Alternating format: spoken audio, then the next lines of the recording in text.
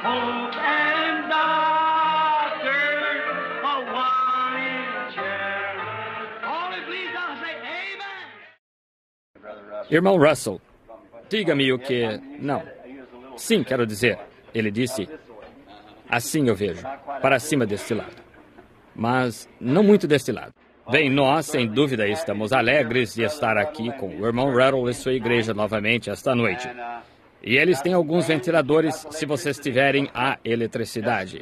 Assim, fiquem realmente à vontade. Eu me sentei no carro e esperei até praticamente na hora de entrar, porque eu sabia que estaria quente. Parece, em Indiana, que temos inverno e então temos verão. Então, vamos direto ao inverno novamente.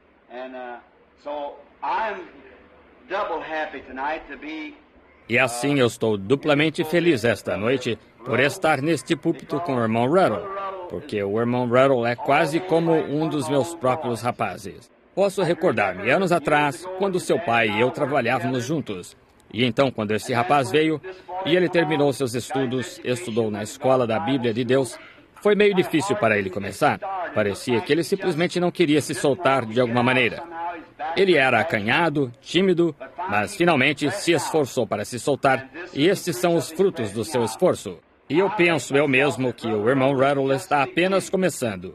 Isto é somente o começo, e é difícil saber o quanto isto crescerá. Espero que cubra as escuras florestas aqui em cima. Eu estava comentando com alguém do lado de fora, o irmão Mike Egan. Há alguns anos eu costumava caçar esquilos por aqui. Como as coisas tomam o controle. Parece que a civilização simplesmente toma o controle. Não teremos nenhum lugar para caçar esquilos ou coelhos de modo algum se este lugar continuar crescendo por aqui. Como somente há alguns anos, aqui no velho lugar onde fui criado, ora, você teria de andar 1 milha para encontrar um vizinho. Agora, não se pode jogar água pela porta dos fundos sem que se jogue na porta dele. Assim, simplesmente estão todos amontoados. É bom estar aqui, e eu não vou segurá-los muito. O irmão Rattle pediu-me há algum tempo para vir aqui ao tabernáculo para orar pelos enfermos. Eu penso uma coisa que isto faz a um jovem ministro como este, quando nós vimos e oramos pelos enfermos, e especialmente se nosso Senhor tão somente nos mostrar um pouco da sua glória, isto fortalecerá esta jovem igreja.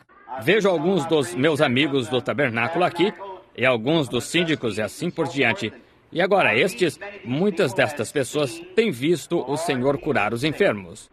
E, bem, se Ele somente fizer isto para nós esta noite, vir à cena, em sua glória, isto fortalecerá a fé das pessoas. Isto lhes dará uma esperança. Isto ajudará o irmão Rattle, porque o irmão Rattle está determinado a pregar o evangelho completo. Agora, eu ficaria desapontado com ele se não o fizesse. Tenho certeza que o Senhor ficaria. Assim, e então, ele vai ficar firme com isto. E talvez estas pequenas reuniões como esta irão, quando alguns de nós, velhos pregadores, você sabe, podem vir. Ora, isto serve de ajuda a esses jovens. E agora, ao pessoal do tabernáculo, eu ia estar ali amanhã, mas eu simplesmente... Agora não terei nenhum tempo livre, agora até 15 de agosto. É só reunião após reunião. Assim, eu provavelmente venha à escola dominical, mas não para falar. E fiquei pesaroso em ficar sabendo, há apenas cerca de 1 hora, que o irmão Neville, nosso pastor, sua cunhada foi sepultada hoje. Gostaria de saber se o tabernáculo tomou conhecimento disso. Não creio que o irmão Neville esteja aqui. Eu olhei por toda parte antes de dizer isto. Gostaria de saber se souberam para enviar flores para lá. Eu simplesmente não sei. Acabei de ficar sabendo disto há poucos momentos. Billy me disse que alguém lhe contou que a cunhada do irmão Neville foi sepultada hoje. Sem dúvida fico pesaroso em ouvir isso. Ela era parente distante minha por casamento. E fico pesaroso em ficar sabendo disso, sua partida. Mas 2 amigos meus jazem lá esta noite. Dave Wright e o Sr. Hansen. Eu nem ao menos soube que estavam enfermos. Ambos morreram em hospitais ontem e esta manhã, eu creio. Assim, isto serve para mostrar uma coisa, que não estamos aqui por muito tempo. Estamos nos movendo direto fila abaixo. Não sabemos quando é que Deus vai tirar nosso número do porta-cartões lá em cima.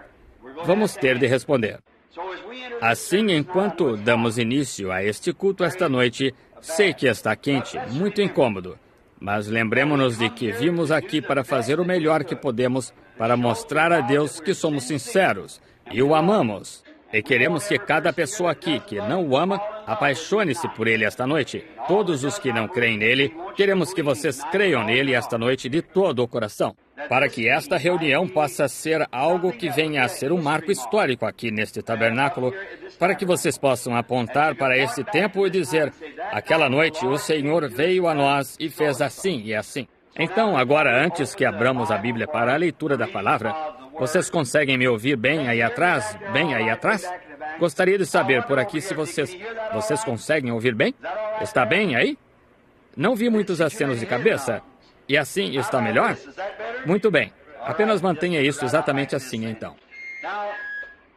Agora, inclinemos a cabeça só por um momento para a oração. E eu gostaria de saber, na solenidade deste momento, haveria alguém aqui que gostaria de ser lembrado em oração levantando as mãos? Deus os abençoe, cada um. Ele vê e sabe.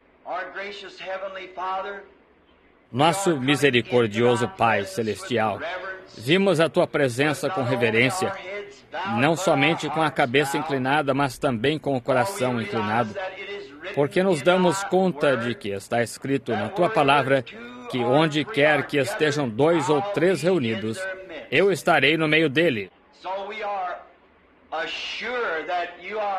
Assim, temos certeza que Tu estás aqui agora, que o grande Espírito Santo se move neste pequeno edifício, porque é uma promessa de Deus.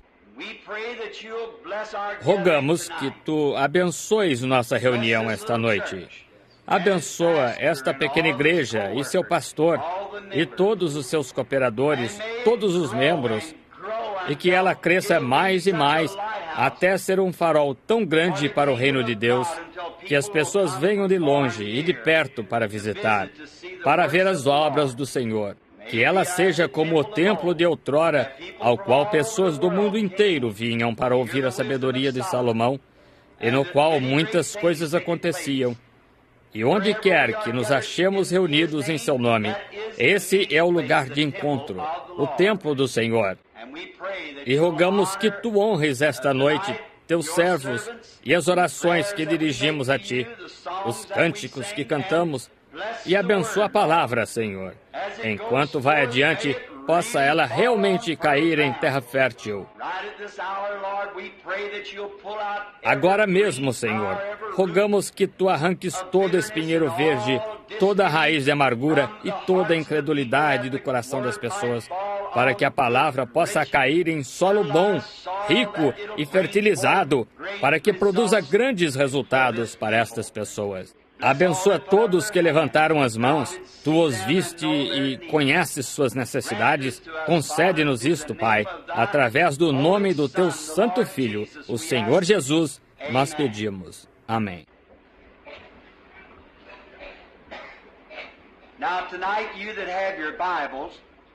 Agora, esta noite, vocês que estão com suas Bíblias, gostaria que abrissem comigo em São João, capítulo 6, e comecemos por volta do versículo 66. E leiamos umas poucas letras. São João 6, 66. From that time, many of his disciples went back and walked no more with him. Desde então, muitos dos seus discípulos tornaram para trás e já não andavam com ele.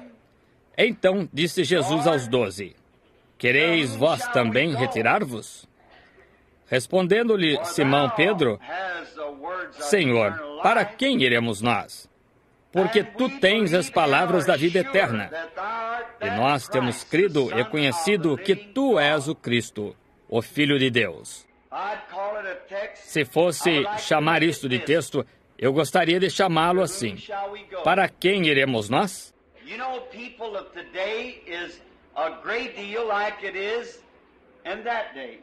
Vocês sabem, as pessoas hoje são bastante como eram naquele dia. As pessoas caminham sem saber para onde estão indo e parecem não se importar, simplesmente à vontade para irem aonde quer que queiram e como pessoas que vivem em busca do prazer. É mais ou menos como era quando ele deixou Deus no Jardim do Éden e foi deixado para tomar suas próprias decisões.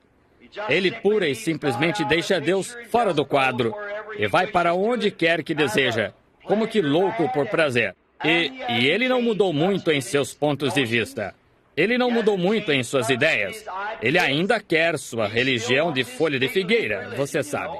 Ele quer fazê-la ele mesmo e cobrir-se a si mesmo e afastar-se como, mais ou menos, eu diria, mais ou menos como alguém que está satisfeito, que se satisfaz a si mesmo, se essa palavra soa de modo sensato.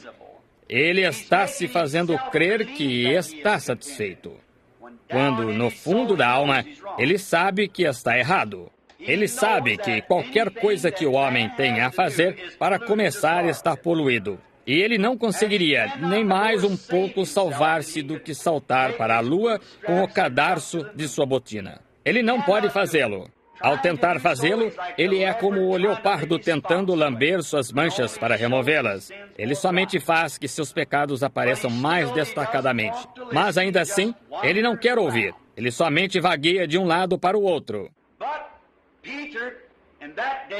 Mas Pedro, naquele dia, pôde responder como muitos de nós esta noite. Ele tinha encontrado algo diferente. Ele tinha encontrado Jesus. E ele sabia que ali estava algo mais do que apenas vaguear. Qualquer um que alguma vez se encontre com Jesus, nunca mais quer vaguear. Algo lhe acontece quando ele se encontra com Jesus. Ele nunca mais é o mesmo. E este Pedro tinha se encontrado com Jesus. Ele tinha encontrado algo em Jesus que era diferente de qualquer outro. Nunca houve um homem como Jesus. E ele tinha encontrado esta grande coisa nele que o fez fazer esta pergunta: Senhor, para quem iríamos nós? Jesus disse: agora, se quereis ir com os outros 70, estáis livres. Simplesmente segui em frente e ide. Mas Pedro disse: para onde iríamos nós? Para quem poderíamos ir? Porque somente tu tens a palavra da vida eterna. Ninguém mais a tinha senão ele. E Pedro tinha estado com ele por tempo suficiente e tinha visto seus milagres e sinais e maravilhas de Deus. E sabia que essa era a verdade, que ele tinha a palavra da vida eterna. Oh, se somente pudéssemos ficar com ele o suficiente para reconhecer isso, que somente ele tem a palavra da vida eterna. Agora, o que Jesus tinha que era tão diferente de qualquer outro? Por que ele era diferente do rabino? O rabino era um sacerdote. Ele era um mestre, um erudito. Provavelmente, na instrução do mundo, muito além de Jesus. Não temos registros de que Jesus alguma vez tenha frequentado uma escola ou aprendido alguma coisa do homem. Ele não necessitava disto, ele era o Filho de Deus. Era revelado a ele do céu o que fazer. E esta revelação celestial tinha causado tal impressão nestes discípulos que Pedro falou: para quem iríamos nós para encontrar isto? E é simplesmente tão real esta noite. Para onde iríamos nós para encontrar isto se não viéssemos a ele? Agora, anotei aqui em um pedaço de papel 7 razões ou 7 coisas razões pelas quais devemos vir a Jesus. Quero falar sobre estas 7 coisas pelos próximos 20 ou 30 minutos apenas, antes de orarmos pelos enfermos. Ora, o que é que Jesus tinha que era diferente? Por que ele deveria ser o único? A primeira coisa, Jesus disse: eu sou o caminho. Agora, há somente um céu e há um Deus e um caminho para se chegar lá. Não há muitos caminhos, mas somente um caminho para se chegar lá. E Jesus disse: eu sou esse caminho. Agora, nós tentamos fazer outros caminhos. Nós tentamos dizer que há outros caminhos. Temos o caminho do credo e tentamos seguir isso. Muitos de nós, em igrejas, temos um certo credo que nós aceitamos e executamos. E isso pode estar bem como cobertura de folha de figueira. Mas se você vai para o céu, você tem de passar por Jesus, porque Ele é o caminho. Não pode haver nenhum outro caminho para se ir ao céu. Somente por Jesus. Temos caminhos que chamamos nossa denominação. Pergunta-se a um homem hoje, você é cristão? Sou metodista. Você é cristão? Sou batista. Sou presbiteriano, pentecostal ou nazareno ou algo assim. Essa não é a questão. Para ser um cristão é necessário estar em Cristo. E há somente uma maneira de se entrar em Cristo. E não é através de credos ou através de igrejas, mas através do batismo do Espírito Santo. Temos de nascer de novo. E quando nascemos de novo, então estamos em Cristo. E se você está em Cristo, você está no caminho, porque Ele é o caminho. Houve um homem, uma vez, na Bíblia, do qual Jesus falou em sua famosa parábola, que ele disse que havia um homem rico e ele preparou uma ceia para seu filho, a qual ia ser uma ceia de bodas, e convidou pessoas para virem. E quando a ceia estava pronta e tudo estava pronto para ser servido, todos os convidados tinham sido levados aos seus assentos e à mesa foi encontrado um homem que não estava trajado com veste nupcial. Agora, muitos que leem a Bíblia estão muito bem familiarizados com esta escritura.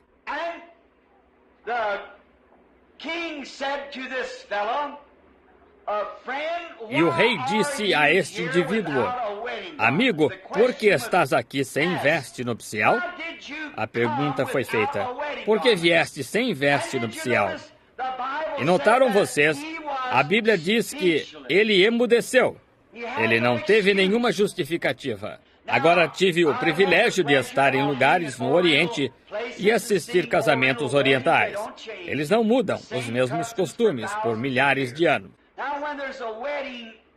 Agora, quando há uma ceia de casamento a ser celebrada em honra de alguém, o noivo fornece vestes para todas as pessoas que entram, porque seus amigos consistem de pobres, ricos e medianos.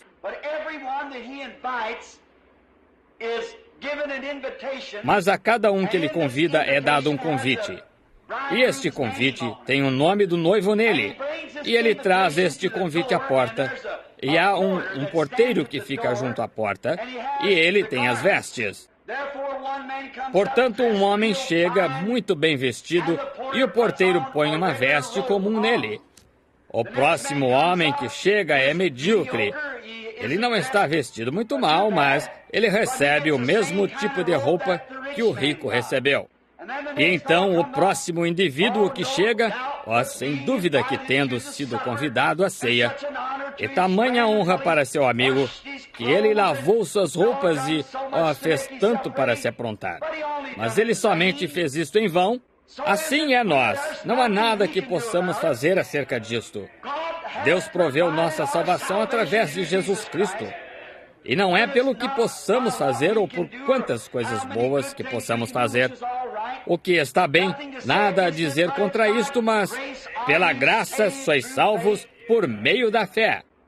E então este homem pobre recebe o mesmo tipo de roupa que o homem rico recebeu e o outro homem recebeu. Então, quando estão assentados à mesa, todos parecem iguais. Agora, o que aconteceu com esse homem? O que aconteceu? Ele emudeceu, porque ele tinha subido por uma janela ou entrado por uma porta lateral, ou entrado por algum outro caminho, além do caminho provido para ele. E ele tinha ficado sem receber a roupa. É assim que vai ser no dia do juízo. Há outros caminhos. Há caminhos da igreja, há caminhos de credos, há caminhos de diferentes coisas. Mas Jesus disse, eu sou esse caminho. Em São João 10 ele disse, eu sou a porta do curral das ovelhas. E as pessoas hoje, do mesmo modo que eram naquela época, elas simplesmente recusam-se a tomar esse caminho. Elas querem seu próprio caminho. Elas pensam que é igualmente bom. Aqui, há algum tempo, creio que foi em Louisville, havia um jovem.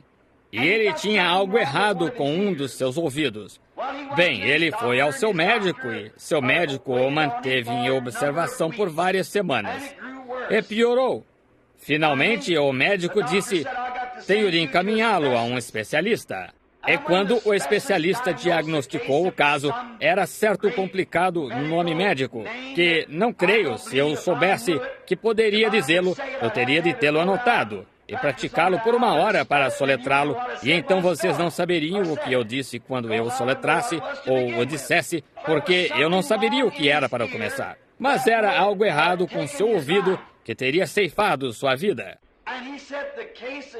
E ele disse: o caso está muito avançado, e eu não conheço ninguém que poderia fazer um diagnóstico completo do caso, para ver se realmente é verdade ou não, a não ser um certo homem que vive em St. Louis, um médico. O rapaz foi rapidamente para St. Louis. Este médico tinha se aposentado e mudado para New Orleans. Ele era sulista, assim ele voltou para New Orleans. O rapaz tomou um avião rapidamente e se apressou em chegar a New Orleans. O velho médico examinou-o e disse: eles diagnosticaram corretamente, filho, e está muito avançado. E o jovem disse: doutor, o senhor fará a operação? Ele disse: não, filho, eu não posso fazê-la. Minha mão não é firme o bastante. Ele disse: agora, eu conheço somente um homem no mundo inteiro que poderia realizar esta operação.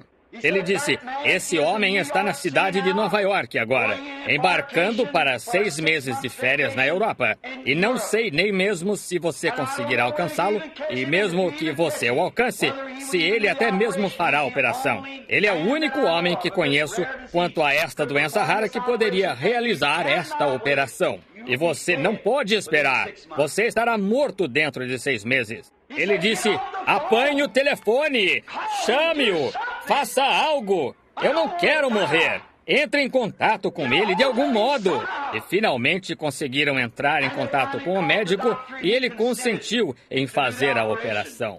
Agora, quando este jovem estava conversando com o velho médico, e ele lhe disse qual era o seu problema e que havia somente um homem que poderia realizar a operação, ele não olhou para o velho médico como algumas pessoas olham para um ministro quando ele lhes diz que Jesus é a única maneira de se salvar. Ele não olhou para o médico e disse: belo discurso, doutor. Eu certamente apreciei sua palestra. Voltarei para ouvi-lo em outra ocasião. Agora, é assim que as pessoas fazem com o cristianismo.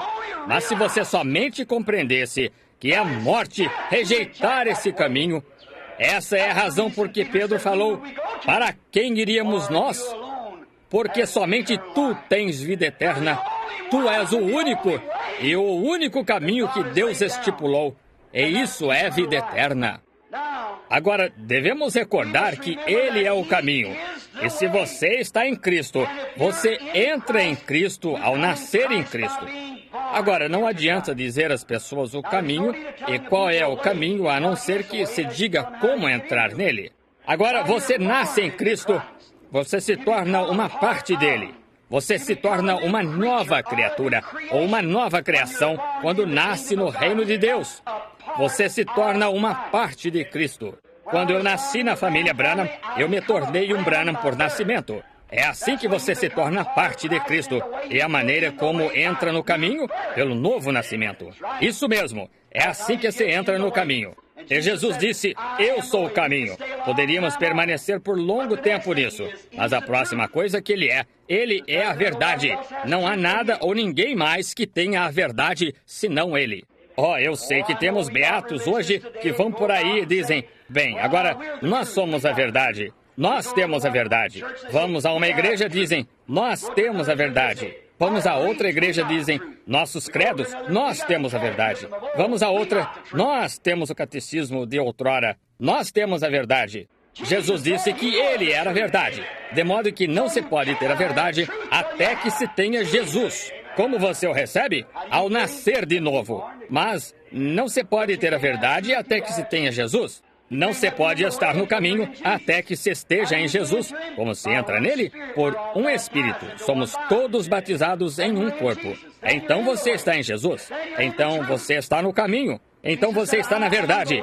Jesus disse, eu sou o caminho, a verdade. E outra coisa, a terceira coisa, Jesus, se viemos a Ele, Ele é a única luz que há. Isso mesmo. Nós queremos discordar disso, mas é verdade.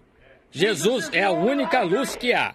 Você diz, eu sou Roselita, Campbellita, seja o que for que você seja, é uma falsa luz. Talvez você esteja na igreja Roselita, talvez você esteja na igreja Campbellita, ou em alguma outra igreja luz. Mas até que entre em Jesus, você não está na luz. Você ainda está em trevas. Você não tem luz até vir a Ele, porque Ele é o caminho, a verdade e a luz, e a única maneira de se chegar a Deus. Ninguém vem ao Pai senão por mim.